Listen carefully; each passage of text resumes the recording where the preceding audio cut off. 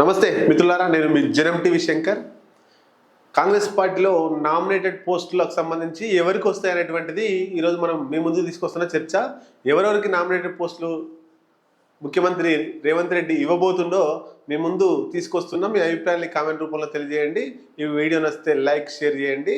అయితే నామినేటెడ్ పోస్టుల పదవిలో సీఎం రేవంత్ రెడ్డి ఆచితూచి అడిగేస్తున్నట్టు మనకు కనిపిస్తూ ఉంది.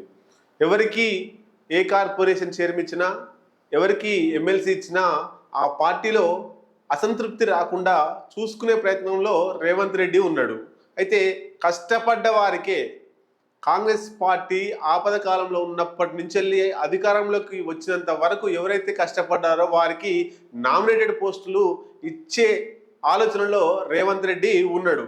అయితే ఈ ఫస్ట్ లిస్టు 18 మందితోటి ముఖ్యంగా ఎవరైతే కష్టపడ్డారో రాష్ట్రంలో వాళ్ళ కోసం 18 మంది కోర్ కమిటీ నాయకులతోటి ఫస్ట్ ఈ కార్పొరేషన్ చైర్మన్లను నింపే ప్రయత్నం చేస్తున్నాడు. అయితే జనవరి లాస్ట్ వరకు ఇక్కడ తెలంగాణ రాష్ట్రంలో కార్పొరేషన్ చైర్మన్లను ఖచ్చితంగా భర్తీ చేయాలనేటువంటి ప్రణాళిక రూపొందిస్తున్నారు. దాంట్లో భాగంగానే ఆ లిస్ట్ అనేటువంటిది ఢిల్లీకి పోయింది. ఢిల్లీలలో ఆ అధినాయకత్వం అప్రూవల్ చేయగానే అది తెలంగాణ రాష్ట్రానికి వస్తుంది. అప్పుడు ప్రకటించే అవకాశాలు కనబడుతున్నాయి. అది జనవరి లాస్ట్ వరకు. అయితే పార్టీలో అసంతృప్తి రాకుండా చూసుకునే ప్రయత్నమే ఇంతవరకు జాప్యం జరిగింది. లేకపోతే ఎప్పుడో కార్పొరేషన్ చైర్మన్ ప్రకటించేవాడు రేవంత్ రెడ్డి అనేటువంటిది కూడా మనకు తెలుస్తుంది. అయితే వేం నరేందర్ రెడ్డి, తర్వాత షబ్బీర్ అలీ, అట్లాగే మల్లు రవి, అట్లాగే వేణుగోపాల్ రెడ్డి, ఈ నలుగురికి కూడా సీఎం తన దగ్గర సలహాదారులుగా పెట్టుకున్నాడు. ఢిల్లీ ప్రభుత్వ ప్రతినిధిగా పెట్టుకున్నాడు. మొత్తంగా ఈ నలుగురికి ఒక మంచి అవకాశం ఇచ్చిండు, నామినేటెడ్ పోస్టుల్లో నింపేసిండు. మరి ఈ నలుగురే కాకుండా ఇంకా కొంతమందికి ఇచ్చే యోచనలో ఉన్నారు. అయితే లిస్ట్ ఢిల్లీకి పోయింది కాబట్టి క్లియరెన్స్ వచ్చిన తర్వాత నింపే ప్రయత్నం చేస్తున్నారు. రాబోయే పార్లమెంట్ ఎన్నికల్లో ప్రభావం చూపించడం కోసం ఎవరైతే కష్టపడి పనిచేసిరో, ఎవరికైతే నామినేటెడ్ పోస్టులు కార్పొరేషన్ చైర్మన్లు ఇస్తారో వాళ్ళకి ఇవ్వడం వల్ల పార్లమెంట్ ఎన్నికల్లో లాభం జరుగుతుంది అనుకున్న వాళ్ళకే రేవంత్ రెడ్డి కార్పొరేషన్ చైర్మన్లు ఇచ్చే ఆలోచనలో ఉన్నట్టు తెలుస్తుంది.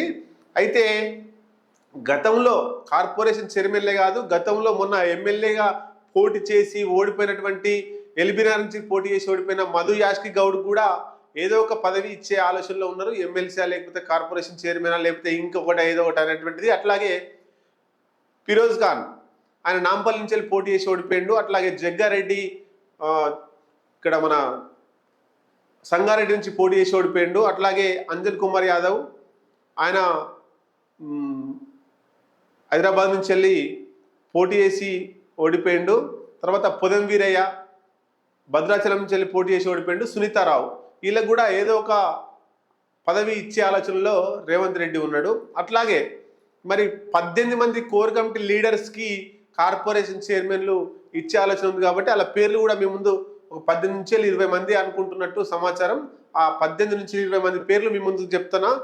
అద్దంకి దయాకర్, తుంగతుర్తి నుంచి 2 సార్లు పోటీ చేసి స్వల్ప ఓట్లతోటి ఓడిపోయినటువంటి అద్దంకి దయాకర్ అధినాయకత్వం చెప్పగానే అక్కడ తన సీటును త్యాగం చేసి అక్కడ ఎమ్మెల్యేగా పోటీ చేసినటువంటి మందుల సామెల్ గెలుపుకు సహకరించిన అద్దంకి దయాకర్కు ఖచ్చితంగా ఎమ్మెల్సీ పదవి ఏదో ఒకటి ఇచ్చి రాష్ట్ర మంత్రివర్గంలోకి తీసుకువచ్చినటువంటి ఆలోచనలో ఉన్నట్టు తెలుస్తూ ఉంది. అట్లాగే చామల కిరణ్ కుమార్ రెడ్డి, ఆయన భువనగిరి పార్లమెంటు పరిధిలో పనిచేసి తుంగతుర్తిలో గెలుపు కోసం పనిచేసి అట్లాగే అన్ని కాన్స్టిట్యూన్సీల్లో పనిచేసినటువంటి చామల కిరణ్ కుమార్ రెడ్డికి భువనగిరి ఎంపీ ఇచ్చే అవకాశాలు మనకు కనబడతా ఉన్నాయి. అద్దంకి దయాకర్కు వరంగల్ నుంచి వెళ్ళి ఎంపీగా ఇచ్చేటువంటి అవకాశాలు కనబడతా ఉన్నాయి. తర్వాత వి హనుమంతరావు, మాజీ పిసిసి అధ్యక్షుడు, ప్రస్తుతానికి చాలా సీనియర్ కాంగ్రెస్ పార్టీ నాయకుడు, ఆయనకు కూడా ఏదో ఒక పదవి ఎమ్మెల్సీ లేదా ఇంకా ఏదో ఒక సలహాదారుడుగా నియమించే అవకాశాలు కనబడతా ఉన్నాయి. అట్లాగే సామ రామ్మోహన్ రెడ్డి, ఈయన తర్వాత రాములు నాయక్, ఈయన గతంలో కేసీఆర్కు ప్రధాన అనుచరుడిగా ఉన్నాడు. టీఆర్ఎస్ నుంచి కాంగ్రెస్ పార్టీలో ఏరిండు.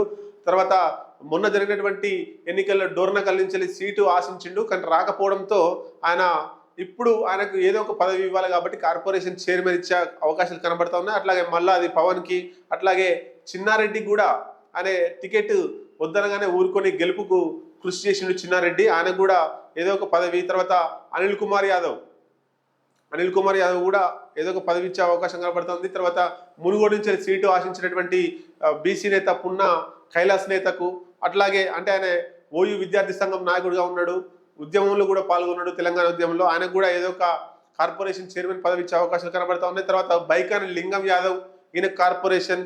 తర్వాత కాల్వ సుజాత గుప్తా, ఈమె చాలా కాంగ్రెస్ పార్టీ కోసం చాలా టికెట్ కోసం చాలా ప్రయత్నాలు చేసింది. అధిష్టానం చెప్పగానే ఊరుకొని కాంగ్రెస్ పార్టీ కోసం బాగా ప్రయత్నం చేసి గెలుపుకు కృషి చేసింది. కాబట్టి ఈమె కూడా ఏదో కార్పొరేషన్ చైర్మన్ ఇచ్చే అవకాశాలు కనబడతా ఉన్నాయి. తర్వాత రియాజ్, తర్వాత శివసేనారెడ్డి, యూత్ కాంగ్రెస్ రాష్ట్ర అధ్యక్షుడైనటువంటి శివసేనారెడ్డికి టికెట్ కావాలని అడిగినప్పుడు కాంగ్రెస్ పార్టీ ఇవ్వలేదు.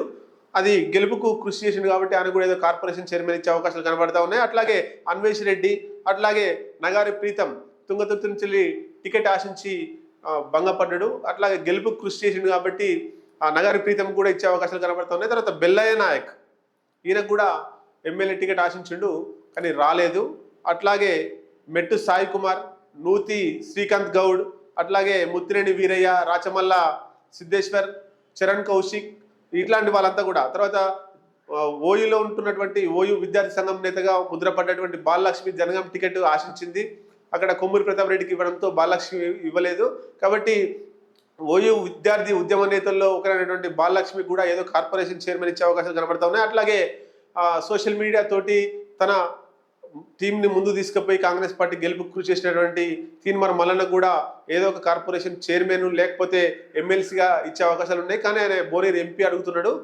తర్వాత అట్లాగే గతంలో ఆలయ నుంచి పోటీ చేసినటువంటి బండ్రు శోభారాన్ని మొన్న ఎన్నికల్లో కాంగ్రెస్ పార్టీ గెలుపు కోసం కృషి చేస్తూ రేవంత్ రెడ్డితో సరిసమానంగా అన్ని బహిరంగ సభల్లో పాల్గొని కాంగ్రెస్ పార్టీలో జోషి నింపినటువంటి బండ్రు శోభరానికి కార్పొరేషన్ చైర్మన్. అట్లాగే ఆలేరు మాజీ ఎమ్మెల్యే, దళిత సామాజిక వర్గానికి చెందినటువంటి నేత, కాంగ్రెస్ పార్టీ లాయల్గా ఉన్నటువంటి డాక్టర్ నగేష్ కూడా ఏదో ఒక కార్పొరేషన్ చైర్మన్ వచ్చే అవకాశాలు మనకు కనబడతా ఉన్నాయి. ఈ వీడియో నచ్చితే మీరు మీ అభిప్రాయాన్ని కామెంట్ రూపంలో తెలియజేయండి.